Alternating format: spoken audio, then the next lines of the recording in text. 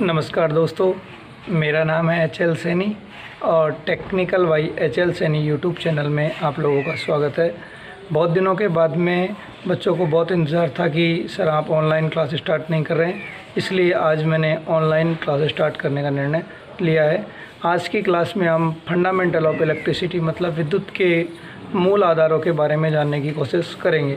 विद्युत के मूल आधार में सबसे पहले जो चीज़ आती है वो आती है आपका आवेश। तो आज की क्लास में हम आवेश के बारे में चर्चा करेंगे। तो दोस्तों चलिए स्टार्ट करते हैं।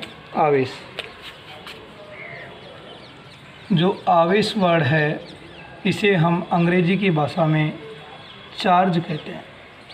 सबसे पहले बात करते हैं कि ये चार्ज होता क्या है।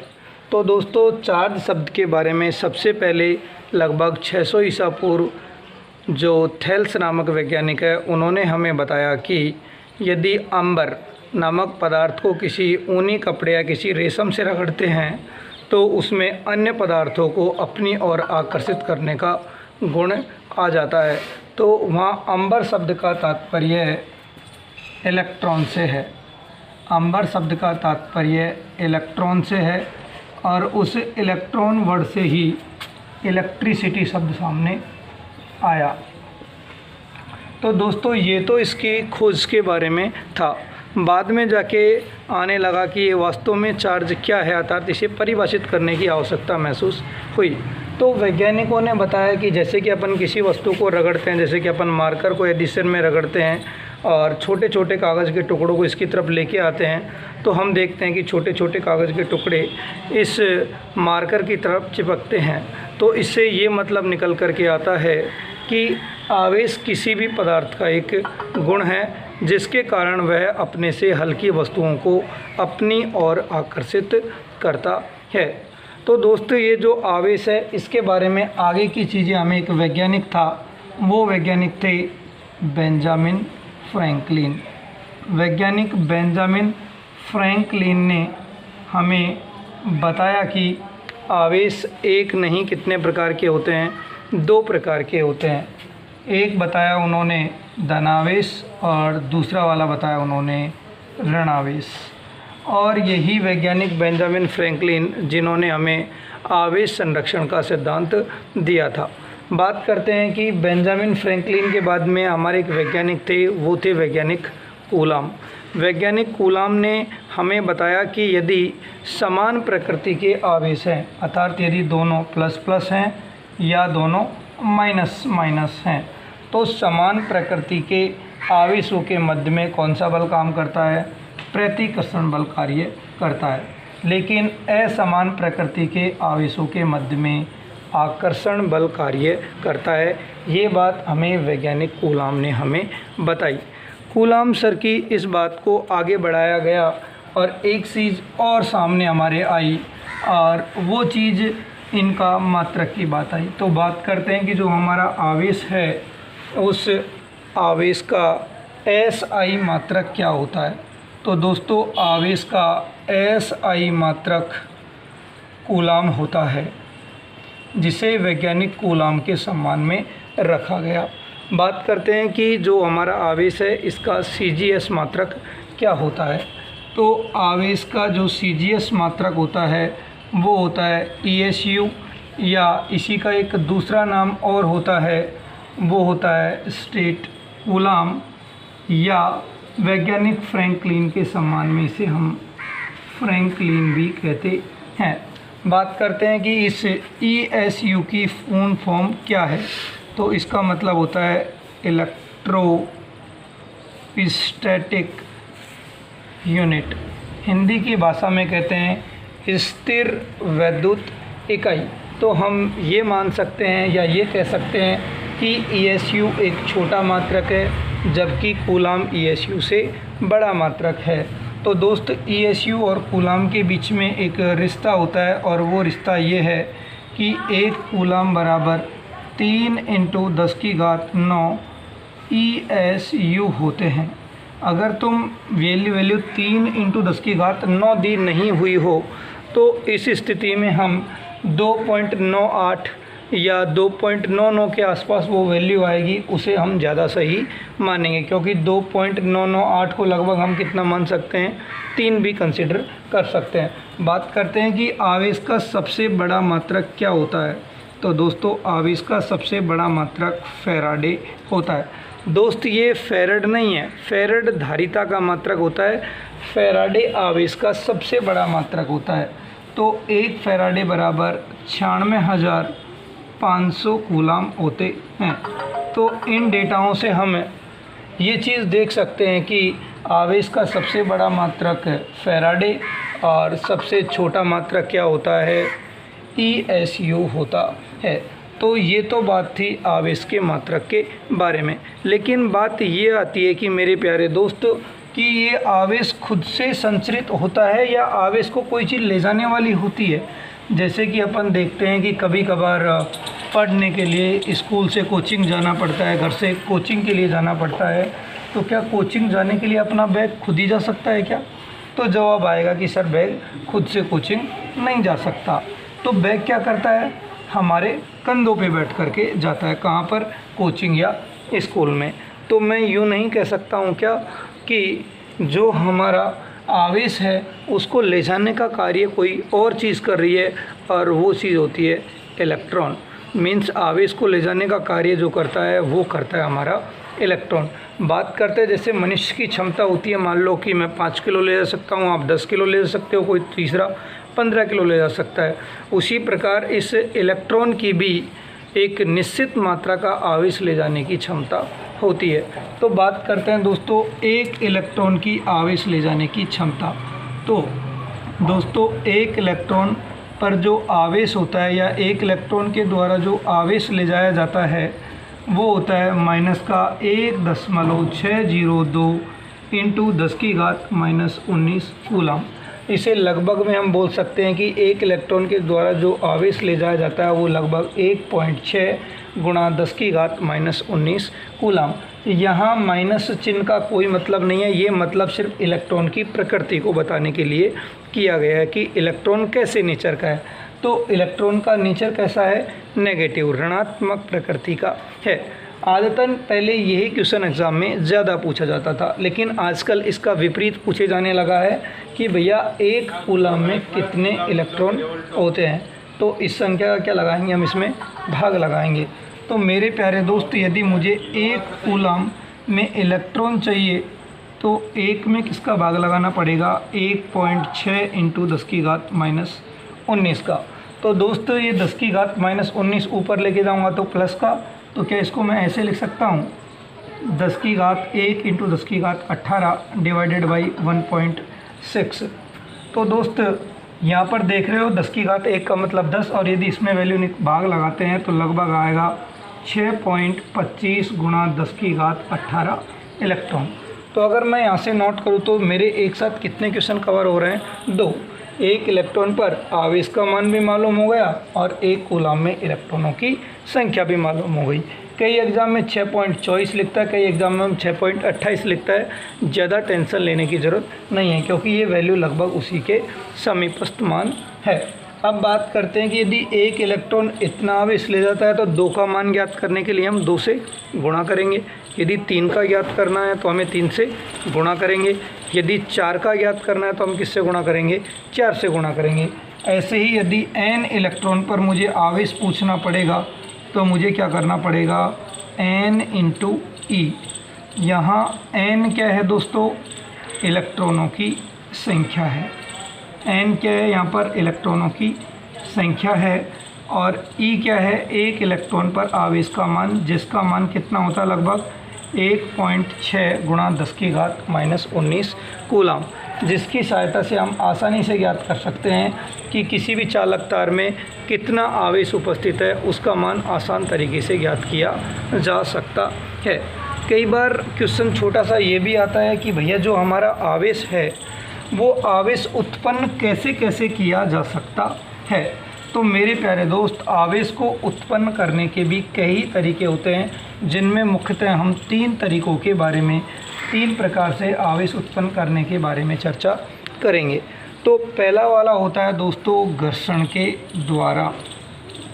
तो घर्षण के द्वारा कैसे आवेश उत्पन्न किया जाता है? दोस्तों मान लो कि ये मेरी एबोनाइट की छड़ है। यदि इस एबोनाइट की छड़ को मैं किसी बिल्ली की खाल या रेशम के कपड़े से रगड़ता हूँ तो इसमें से इलेक्ट्रॉनों का स्थानांतरण इसमें हो जाता है, मतलब एक वस्तु से दूसरी वस्तु में इलेक्ट्रॉनों का स्थानांतरण हो जाता है, जिससे कि क्या होगा, ये वस्तु आवेशित हो जाएगी।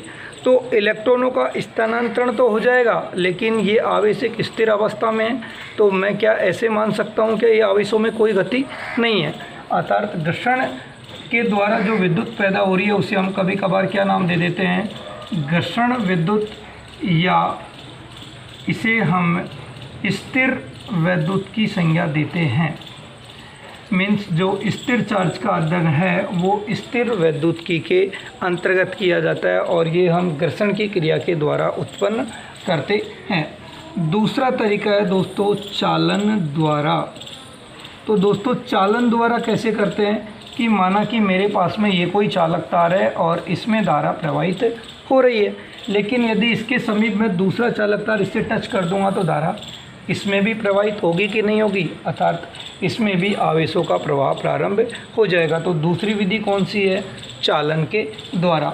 अब बात करते हैं तीसरी विधि की। तो तीसरी विधि होती है प्रेरण के द्वारा।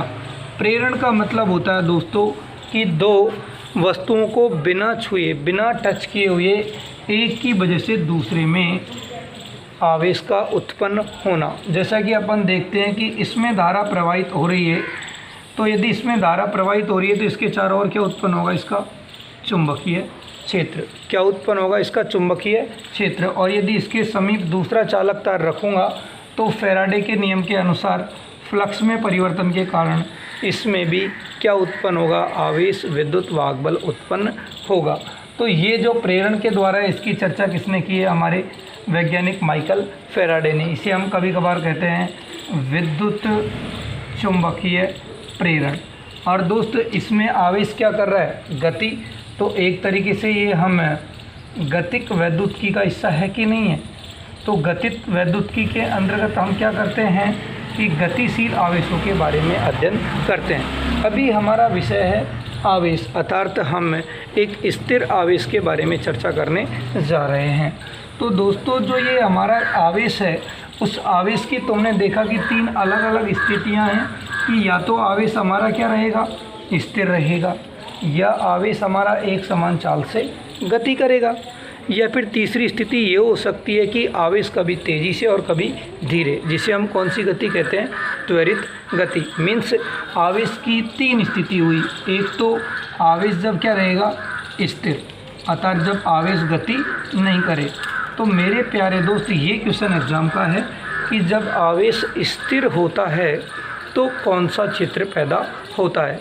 तो दोस्तों जब आवेश स्थिर रहता है तो इसके कारण हमेशा केवल और केवल विद्युत क्षेत्र उत्पन्न होता है।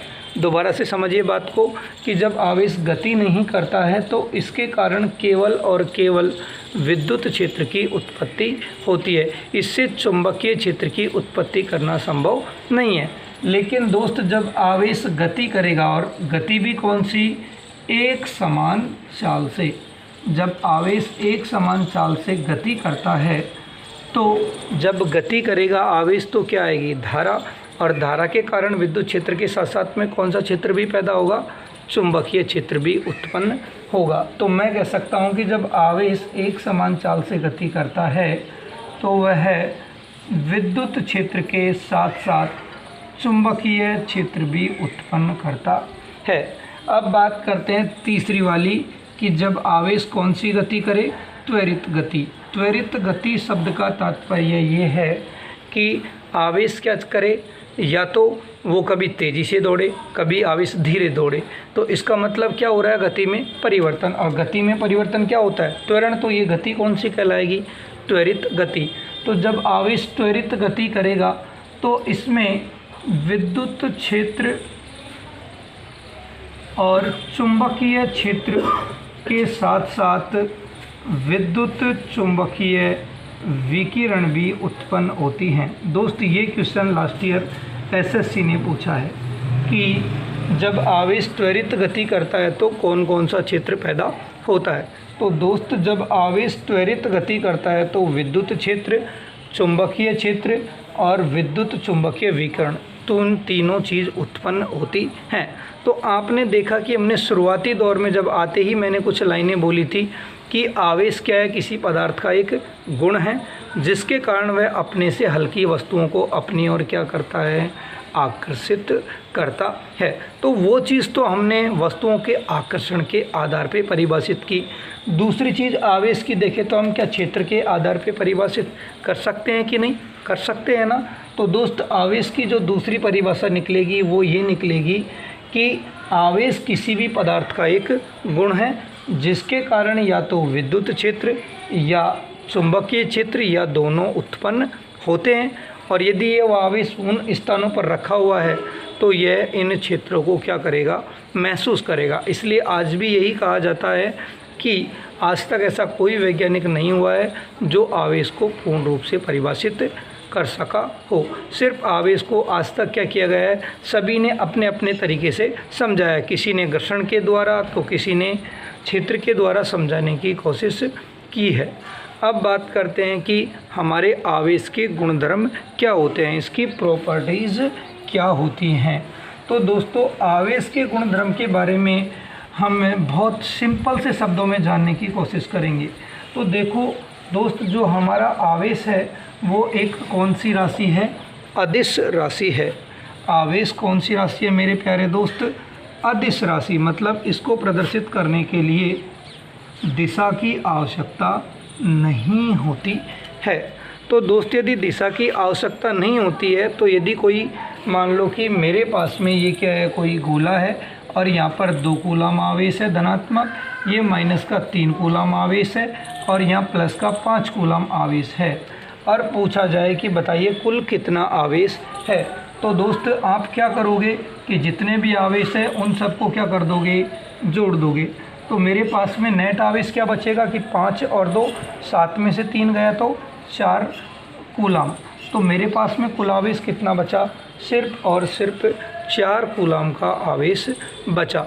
तो दोस्त यही question last year technical helper 2018 में पूछा गया था। तो दोस्त मैं यूँ नहीं कह सकता हूँ क्या कि आवेश में क्या होता है, योगात्मक गुण होती है, एडिटिव प्रॉपर्टी होती है, जोड़ने वाला गुण होता है। दूसरी बात मैं ये करना चाह रहा हूँ कि जो हमारे आवेश होते हैं वो आवेश क्या होता है, क्वांटीकृत होता है। क्वांटीकृत का मतलब तात्पर्य ये होता है कि दोस्त हम इसे क्या कर सकते हैं, गिन सकते हैं, या एक पूर्ण गुणज के रूप में ही आवेशों का स्थानांतरण होता है, अर्थात इलेक्ट्रॉनों का स्थानांतरण होता है। यदि मैं बोलूँ कि मेरे पास में ये एक बॉडी है, ये एक दूसरी बॉडी है, यदि मुझे आवेश का स्थानांतरण यहाँ से यहाँ करना है तो यहाँ पर या तो 1 इलेक्ट्रॉन स्थानांतरित होगा, या 2 इलेक्ट्रॉन स्थानांतरित होंगे, या 3 इलेक्ट्रॉन स्थानांतरित होंगे, या फिर 4 इलेक्ट्रॉन, मतलब एक निश्चित संख्या में होंगे। लेकिन ऐसा नहीं है कि 1.5 इलेक्ट्रॉन हो जाएगा, 2.5 इलेक्ट्रॉन हो जाएगा, या 3.4 इलेक्ट्रॉन हो जाएगा। कुछ इस प्रकार की संख्याएं पॉसिबल नहीं हैं। तो मैं क्या कह सकता हूं कि हमारा जो आवेश होता है वो कैसा होता है, क्वांटीकृत होता है। एक निश्चित संख्या में ही इलेक्ट्रॉन एक वस्तु से दूसरी वस्तु में स्थानांतरित होते हैं। माना कि मेरे पास में ये 2 वस्तुएं हैं, एक वस्तु ये है और एक वस्तु ये है। इसमें से इलेक्ट्रॉनों का स्थानांतरण इस वस्तु में हो रहा है। इसको मैं मान लेता हूँ कि ये वस्तु पहली है और ये वस्तु दूसरी है। यदि वस्तु 1 से और वस्तु 2 में इलेक्ट्रॉनों का स्थानांतरण होता है तो यहाँ पर इलेक्ट्रॉन की क्या होगी, कमी। जब इलेक्ट्रॉन की कमी होगी तो ये क्या बनेगा, धनावेशित वस्तु, और यहाँ पर इलेक्ट्रॉन की क्या होगी, वृद्धि। तो ये कौन सी बनेगी, मेरी ऋणावेशित वस्तु। तो मेरे प्यारे दोस्त एक धनावेशित हो गई और दूसरी ऋणावेशित। यहाँ से इलेक्ट्रॉन निकले हैं और यहाँ पर इलेक्ट्रॉन आकर के समाहित हुए हैं। तो आपको पता है कि जहाँ पर मेरे प्यारे दोस्त इलेक्ट्रॉन जाएंगे तो उसके द्रव्यमान में क्या होती है, हल्की सी वृद्धि होती है, क्योंकि जो इलेक्ट्रॉन आएगा अपने साथ में कुछ न कुछ द्रव्यमान लाएगा कि नहीं लाएगा, क्योंकि एक इलेक्ट्रॉन का द्रव्यमान होता है 9.1 इंटू 10⁻31 kg। यदि इसको ग्राम में लिखोगे तो दोस्त ये कितना हो जाएगा, 9.1 इंटू 10⁻28 ग्राम। किसी दोस्त के दिमाग में चल रहा होगा, इस सर यहाँ 31 था, 28 करते ग्राम में कैसे कर दिया, क्योंकि किलो का मतलब होता है 10 की घात प्लस का 3, माइनस का 31 और प्लस का 3 करेंगे तो कितना बचेगा, माइनस का 28 ही वैल्यू हमारे पास में बचेगी। तो दोस्तों ये तो थी बिल्कुल आवेश की बारीक से बारीक जानकारी जो आईटीआई और डिप्लोमा स्टूडेंट्स को जानकारी होनी चाहिए। आदतन होता क्या है कि यूट्यूब पे मटेरियल बहुत होता है, लेकिन बच्चों को पता नहीं है कि एग्ज़ाम के लिए पढ़ना क्या है, क्योंकि अपन को पेपर पास करना है तो सिर्फ एग्ज़ाम के पॉइंट ऑफ व्यू से स्टडी करनी पड़ेगी, क्योंकि एक बार जॉब लग जाए उसके बाद में कितना भी ज्ञान इकट्ठा करो कोई फ़र्क पड़ने वाला नहीं है। देखो हमारा जो उद्देश्य रहेगा, हमारे इस चैनल पे हम जो भी काम करेंगे, ये आपका अपना चैनल है। इस चैनल पे हम प्रत्येक चीज़ की टॉपिक की थ्योरी को समझेंगे और थ्योरी के साथ साथ में इसमें इम्पोर्टेंट क्वेश्चन आंसर सेट भी लगाएंगे। देखो यदि किसी चीज़ को मैंने पढ़ाया है और उसको पढ़ाने के बाद में यदि उसके न्यूमेरिकल नहीं किए तो अपन को उसका एनालिसिस, उसका विश्लेषण का तो पता ही नहीं लगा, क्योंकि हमने कितना ज्ञान ग्रहण किया और कितना ज्ञान ग्रहण नहीं किया। तो दोस्तों आज में हम एक पहला क्वेश्चन ये लेते हैं कि यदि किसी चालक में 20 इलेक्ट्रॉन प्रवाहित होते हैं तो बताइए इस चालक में कुल आवेश का मान क्या होगा।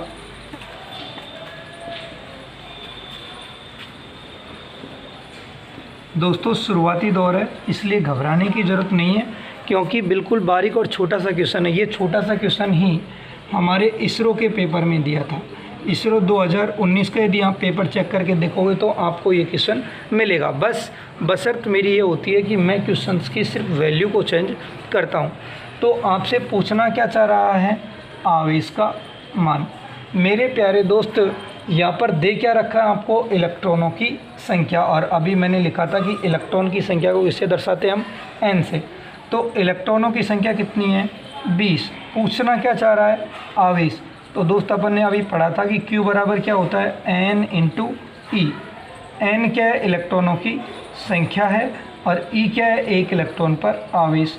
दोस्तों एक इलेक्ट्रॉन पर आवेश का मान कितना होता है कि 1.6 × 10 की घात -19 कूलम। तो कुल आवेश कितना हो जाएगा दोस्त, 16 × ये करूँगा तो कितना आ जाएगा, 32 × 10 की घात -19 कूलम। तो ये एक छोटा सा क्वेश्चन था, बिल्कुल बेसिक था, अपनी विद्युत का सबसे आधारभूत क्वेश्चन था, जिसमें इलेक्ट्रॉनों की संख्या दे करके आवेश के बारे में जानने की कोशिश की है। ये एक सीधे टाइप का क्वेश्चन था। कभी कभार इसी क्वेश्चन को घुमा करके हमको आवेश का मान दे देता है और इलेक्ट्रॉनों की संख्या भी पूछ सकता है। तो दोस्तों मुझे लगता है कि आप सभी दोस्तों ने ये क्वेश्चन उतार भी लिया होगा। तो एक अगला क्वेश्चन और देखते हैं। वीडियो लंबा नहीं हो इसलिए मैं चीज़ों को थोड़ा सा शॉर्ट में कराने की कोशिश कर रहा हूँ, ताकि आप जल्दी देख भी पाओगे और चीज़ें समझ में भी आएंगी। क्योंकि जब बहुत लंबा वीडियो होता है तो दिमाग में ये चलता है कि पता नहीं कितना लंबा वीडियो है और क्या होने वाला है। तो दोस्त एक क्वेश्चन और लेंगे आज की क्लास के लिए, अंतिम क्वेश्चन होगा। तो क्वेश्चन ये है कि यदि किसी चालक में 20 कूलम आवेश उपस्थित है तो बताइए चालक में इलेक्ट्रॉनों की संख्या क्या होगी। दोस्त इस बार किसका मान दे रखा है, आवेश का, और आवेश भी कितना दे रखा है, 20 कूलम। और पूछना क्या चाह रहा है, इलेक्ट्रॉनों की संख्या। तो क्या आप यहाँ से इलेक्ट्रॉनों की संख्या ज्ञात कर सकते हैं कि नहीं ज्ञात कर सकते हैं। तो दोस्त अपन ने अभी देखा कि Q बराबर क्या होता है, N × E। यदि मुझे N का मान निकालना है तो Q का क्या लगाना पड़ेगा, भाग। तो सॉरी यदि मुझे n का मान निकालना है तो q में किसका भाग लगाना पड़ेगा, e का। या फिर एक तरीका दूसरा भी है कि भाई मैंने अभी आपको पढ़ाया कि एक कूलाम में इलेक्ट्रॉनों की संख्या कितनी निकल करके आई थी, 6.25 गुणा 10 की घात प्लस का 18। तो यदि मुझे 20 कूलाम में निकालना पड़े तो मुझे कितने से गुणा करना पड़ेगा, 20 से गुणा करना पड़ेगा। तो 20 से मल्टीप्लाई करूँगा तो 2 5 10, 2 2 4, कितना हो जाएगा 5 और 2 6 12। यदि मैं 2 अंक छोड़ के पॉइंट लगाऊंगा तो कितना हो जाएगा 125 इंटू 10 की घात 18 इलेक्ट्रॉन। तो मुझे यहाँ पर पूछना चाहिए कि भैया इसमें 20 कूलाम में कितने इलेक्ट्रॉन होंगे, तो 125 इंटू 10 की घात 18 इलेक्ट्रॉन होंगे। तो क्या मैं ये नहीं कह सकता हूँ क्या कि इतनी असंख्य संख्या में इलेक्ट्रॉनों की आवश्यकता पड़ेगी। दोस्त ये आज की छोटी सी क्लास आवेश को समझने के लिए मैंने बनाई है। मैं आशा करता हूँ कि आप लोगों को ये समझ में आया होगा। यदि आप लोगों को समझ में आया है और पसंद आया तो लाइक करना ना भूलें और अपने चैनल को सब्सक्राइब करके रखें और जो बेल आइकन है उसको भी प्रेस करके रखें ताकि आगे आने वाले नए वीडियो की आपको अपडेट मिलती रहे। आज की क्लास के लिए इतना ही। सुनने के लिए थैंक यू।